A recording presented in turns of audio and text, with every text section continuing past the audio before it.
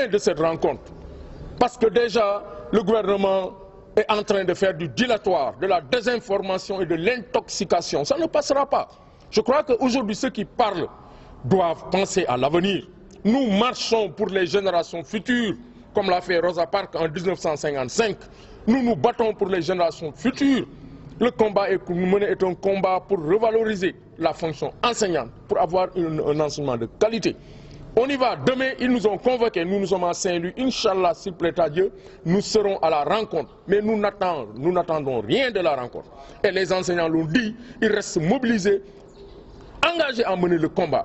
Et si le gouvernement veut la paix, la stabilité, le gouvernement doit aller dans le sens de corriger les inéquités révélées par l'étude réalisée par le cabinet MGP Afrique, mais également la matérialisation de tous les accords consignés dans le protocole. Ils vont nous convoquer pour chercher à faire du cinéma, pour chercher à communiquer, ça ne passera pas. Et qu'on dise qu'aux gens que chacun assume ses responsabilités.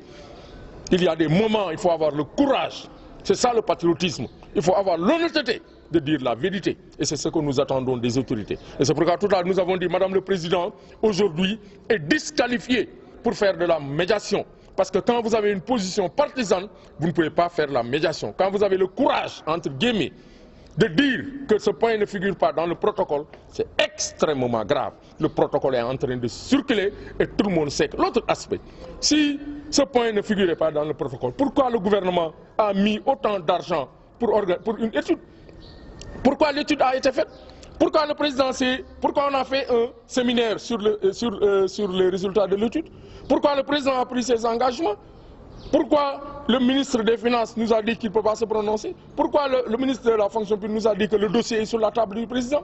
Ça veut dire que c'est une question de bon sens. On n'a pas besoin d'être intelligent pour comprendre cela.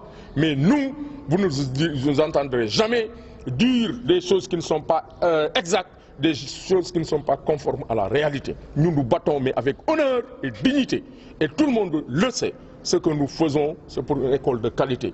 Parce que l'enseignant est le premier intrant qu'il faut former et motiver. Dis-moi quel enseignant que tu as, je te dirai quelle école tu auras.